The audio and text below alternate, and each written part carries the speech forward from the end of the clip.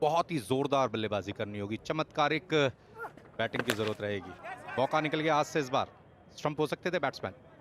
निश्चित रूप से। और देखिए रन की गति अब 20 की होगी तब ये मैच जीतेंगे, और फिलहाल ये स्टंपिंग का चांस था।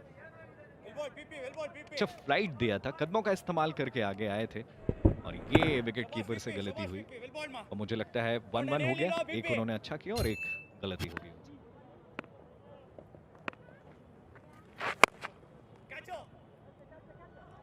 बहुत बढ़िया कैच, बहुत ही चतुराई के साथ गेंद की गति में तब्दीली की थी, बहुत ही स्लो, बहुत ही धीमे तरीके से इस बॉल को रिलीज किया था पेट्रोल ने।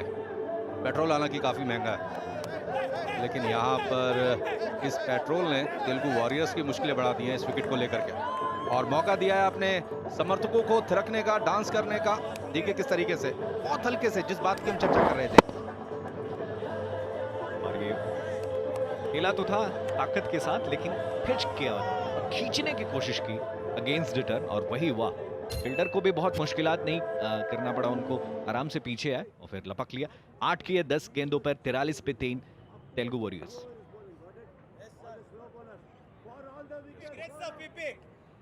पेट्रोल बहुत किफायती है, सुधीर बाबू आए हैं। ऐसा लगा कि शायद बॉल ग्रिप में से निकल गई थी, और एक बार ऐसा लगा कि शायद डैगनल आए थे, इसलिए उन्होंने अंपायर की तरफ देखा, लेकिन फिर से राउंड द विकेट। अगर ये प्लानिंग भी होती है, और ये इस सिचुएशन पे अगर आप लेफ्ट करेंगे बॉल को, क्या कर रहे हैं बैट्समैन, और उनकी रणनीति तेलुगु वॉरियर्स की मुझे शुरू से ही समझ में नहीं आई। धीमी शुरुआत की, और यहाँ पे देखिए किस तरह से कैच हुए, आउट हुए। इतनी ज्यादा गेंदें जया कर ली उन्होंने, और उसके बाद एक शॉट के लिए गए और वो भी आउट हुआ।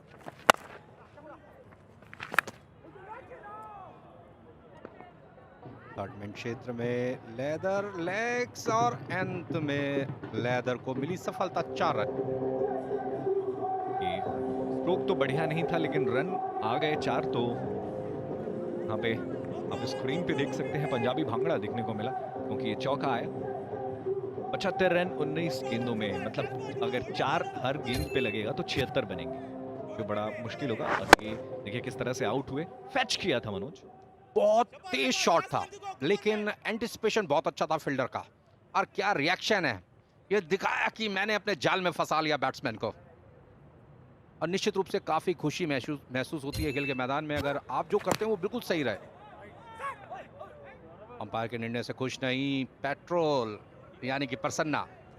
अगर प्रसन्ना का नाम ले तो इरापल्ली प्रसन्ना को कैसे भुला सकते हैं, महान ऑफ स्पिन गेंदबाज, स्पिन तिकड़ी के सदस्य चंद्रा बेदी प्रसन्ना, और बाद में जुड़े थे उसमें वेंकट राघवन, लेकिन यहाँ पर प्रसन्ना पेट्रोल के रूप में भी है, बहुत ही किफायती। ओ, मौका मिल सकता था कैच लपकने का। तो इस तरह से 7 के बाद 49 पे 3, कई हिसाब से वो मायने रखेगी, वो भी मैं इस गेंद के बाद बताऊंगा। ये वाइड गेंद मनोज, देखिए अगर आप इस मैच को हारते हैं, आपने एक मैच जीता है तेलुगु ने, तो उनको अपने पॉइंट्स टेबल के हिसाब से रन रेट के ऊपर भी ध्यान रखना चाहिए। इतने रन से अगर आप हारेंगे, 18 गेंदों पे 73 रन, अगर आप 50 या 60 रन से हारेंगे तो फिर मुश्किल हो जाएगा आपका इन करना सेमीफाइनल्स में। और फिलहाल 1 रन के लिए भागते हुए दोनों बैट्समैन लॉन्ग ऑन की दिशा में गई थी गेंद। तो मनोज, कुल मिला के रणनीति मुझे समझ में नहीं है, आपको कुछ समझ में आया तो प्लीज शेयर करें हमारे साथ। नेट रन रेट की स्थिति में हार और जीत दोनों महत्वपूर्ण रहती हैं, कितने रनों से आप जीत रहे हैं वो तो महत्वपूर्ण है ही, लेकिन अगर आप बहुत बड़े अंतर से हार रहे हैं वो भी आपके रन रेट में काउंट होता है, प्लस माइनस में। फिलहाल यहाँ पर मौका मिल सकता था स्टंप करने का, हालांकि बॉल फंबल जरूर हुई थी, एक्शन रिप्ले काफी इंपॉर्टेंट रहेगा। उठाया हाथ में, बिल्कुल यहाँ पर विकेट गिर सकता है तेलुगु वॉरियर्स का, एक और झटका लग सकता है, नींद उड़ सकती है तेलुगु वॉरियर्स की। बिल्कुल उड़ सकती है, और निश्चित रूप से ये आउट होने के कगार पे पहुंच गए हैं, और आउट, जी हाँ, ये इसलिए रन बना के 9 गेंदों पर स्टंप किया सौरभ ने लूप की गेंद पे उन्हें। यहां पर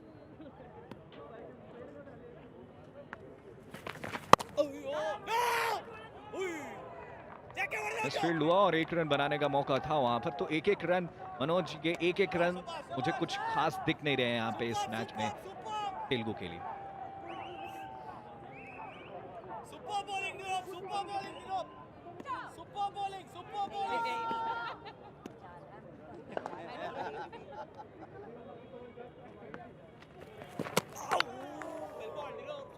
जैसे जैसे डॉट बॉल्स फेंकने में सफल हो रहे हैं कर्नाटका बुलडोजर्स के गेंदबाज, वैसे वैसे मुश्किलें बढ़ रही हैं तेलुगु वॉरियर्स की।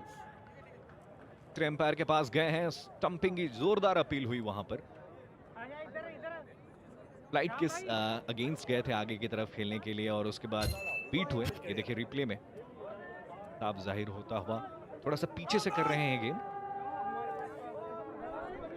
खतरा हो सकता है लेकिन बल्ला शायद आया है या नहीं, अभी क्लियर हो जाएगा। जी आ गया है। Oh my God, oh my God,